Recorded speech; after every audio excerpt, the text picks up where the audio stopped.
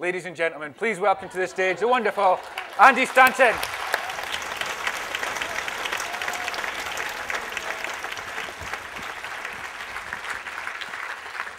Give me an M!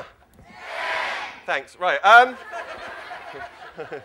My name is Andy Stanton, and I'm going to talk to you about stuff and books and writing and things. And occasionally, from time to time, I will be doing this, just to warn you now.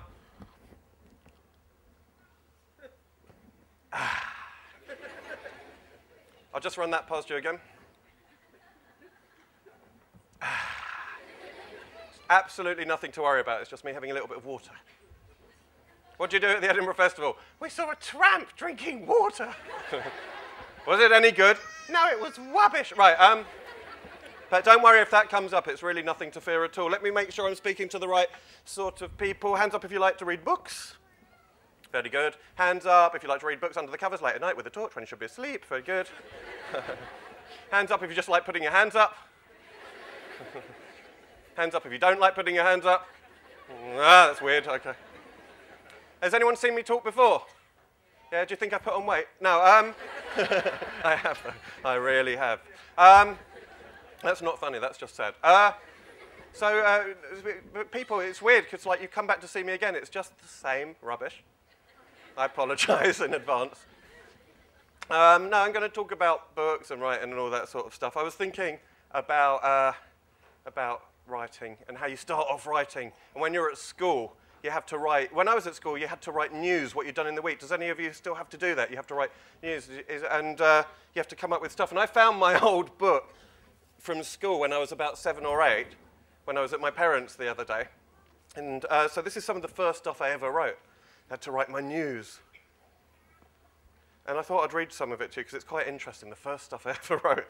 And you'll also get a great sense of how exciting my life was, which will become apparent. Tuesday, March the 5th. Andrew Stanton, here we go. On Monday, we went to our friends, and we were going to meet our other friends, because they knew them as well. Quite an interesting, involved social life. And we played this game. Me and Adam looked out of the window and we hid while they looked for us. A better way of saying that would be saying we played hide and seek, but I didn't know that at the time. And we had lots and lots of cake for tea. And this is totally true. This is my childhood. And after tea, we played with a stick. Oh, I had a very happy yet deprived childhood. And then I thought this would be an interesting way to end a story when I was 7 or 8. After that, I went home. I thought that was such an exciting way to end a story that I employed it quite a bit more. Like there's this one. On Saturday, I went to my grandma's house and we watched Wimbledon, blah, blah, blah, blah, blah, blah. And I had some sandwiches and crisps. Then I went home. On Saturday, I went to the fair and I got an ice cream, and my sister went on the roundabout and we went into the school, blah, blah, blah. And then I went out of the school and I saw 3 punks. It was the 80s. La, la, la, la, la, la. And I went on the Lucky Dip and I got some football cards. Then I went home. What else? I'll go to the zoo, blah, blah, blah. Saw some animals. There was ugly things in a cage. Very scientific. What are those? Ugly things. That's how much I learned from the zoo. So we went out, and we went out to the zoo shop, and I got a trick spider. Then I went home. Oh, this is a twist. This is a twist. My sister's birthday party, and Mark Sugarman came to it, and blah, blah, blah, and blah, blah, blah. And they had some magicians did things with a 5p piece, and we played Pass the Parcel again, and then we went to play in the garden. And then they went home. These days, I'm not sure it's such a great way to end a story. Like, imagine if you'd read all the Harry Potter books, and then at the end it sort of said, Harry Potter and Ron and his friends had defeated Voldemort and Hogwarts was safe. Yeah. And Hermione and Ron had a little kiss, and then they went home. Yeah, so it would be a bit of rubbish, wouldn't it, after reading like 8,000 pages of Harry Potter, then they went home. So I've picked out some other tricks since then. But also, while I was looking in my parents' house, I found this incredible piece of writing. So I have a young brother. He's 9 years younger than me. So when I was 14, he would have been the other one. 14 minus 9, he would have been 5 years old. Is that right? Yeah. So he wrote this at school as another example of what you have to write at school. And he wrote this about me. I think they'd been asked to write about their families. And he wrote this incredible piece of writing called, simply, My Brother! That's all about me. It goes a little bit sort of something like this.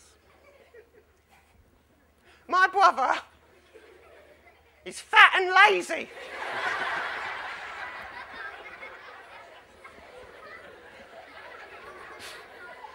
On Sunday, I wake up at 8 o'clock. And my brother gets up at 11 o'clock. His name is Andrew, and he is 14 years old. When my mum buys a pizza, which weighs about 400 grams, Andrew eats it all. He's got brown curly hair. He talks on the phone a lot. I like bouncing on him. He's taller than my mum and weighs about 22 stones. Do you know what the teacher's written at the end of that? Good work, well done. Right, it's horrible.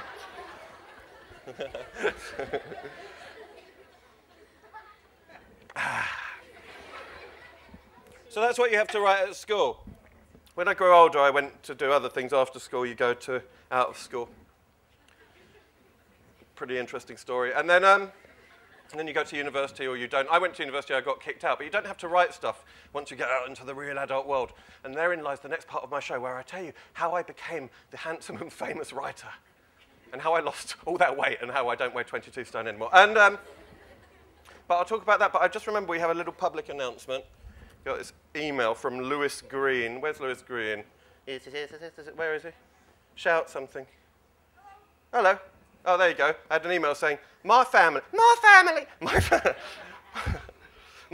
are coming to see you at the Edinburgh Festival, and I'm very excited because it will be my 10th birthday. I'm not having my party till the next Saturday because of you. What a disappointment. But listen to this. But it will be like having 2 birthdays.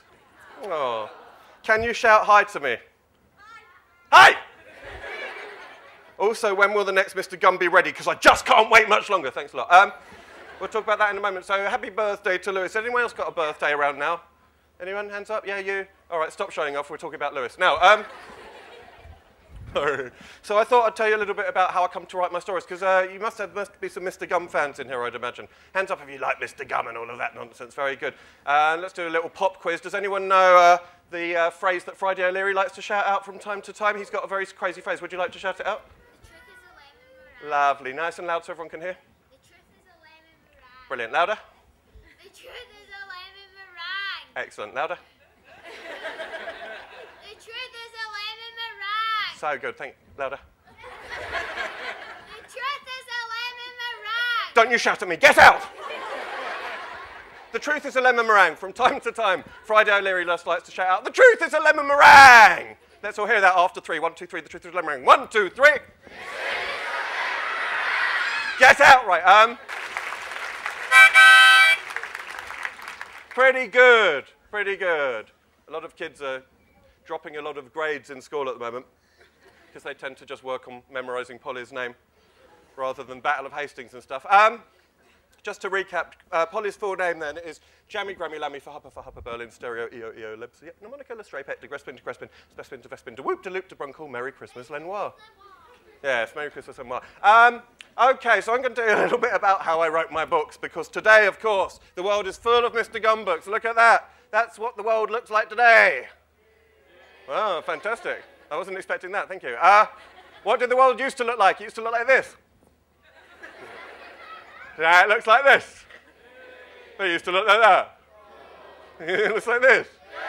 It used to look like that. Like this, like that, like that, like that, like that. Wow, you're so pliable. Shout out your credit card numbers on 3. 1, 2, 3. I will be needing the expiry date and those little 3 numbers on the back that no one knows what they're for. So how did the world go from here, boo, to here, hurrah? How did that happen? I shall tell you through the magic of telling you. You see, I have a problem, that's obvious. But I have a problem. I start one thing, and then I get sidetracked, and I end up doing something else. I get distracted. Hands up here. Hands up halfway if you start one thing and then get distracted. Exactly. I would much rather sit around watching The Simpsons all day than doing any work. And I got sick and tired of this, and I decided to sit down and write a story to entertain my little cousins one Christmas. And it was cheaper than a present. And so I thought I'd sit down, and I decided to sit down and see if I could write this story. So it was Christmas Eve about 8 years ago. And I had one idea in my head. Hands up here who likes writing stories. Very good, very good. I think there are 2 types of writers. There are the successful, handsome ones which sit on a stage. Oh, no, I think there's 2 types of writers. There's one type of writer who knows everything that's going to happen in advance. Hands up if that's you. You know everything, you've got it all worked out. Not many. Hands up, the other type of writer who just sort of makes it up as they go along. Quite a lot more of you. I'm a bit more like that. I sat down, I had this one idea in my head, one little idea. The idea was that I would write a story about an old man having a fight with a big dog. Why was that idea in my head? I don't know, but I thought I would sit down and see if I could start something and get to the end and finish it and read it out to them on Christmas Day in the morning. So I sat down and I started typing, and as I started typing on my computer, oh, it's over there. As I started typing on my computer, all this amazing stuff started to happen, and all these other characters who I didn't know were going to be in the book appeared in the book, like Billy William III, the butcher, and Friday O'Leary, who shouts, "The truth is a lemon meringue," and all these other characters. And I wrote, and I wrote, and I wrote, and I wrote, and I wrote for ages and ages. And by the end of all that writing, I had this story. But of course, it still wasn't a book. The world still looked like that. Oh, I know, it's horrible, isn't it? It's horrifying. And don't be satirical, by the way. This means a lot to me. It's very sad. This was still like that. It wasn't a book. It was just some words on a computer screen. So I printed them off on the printer.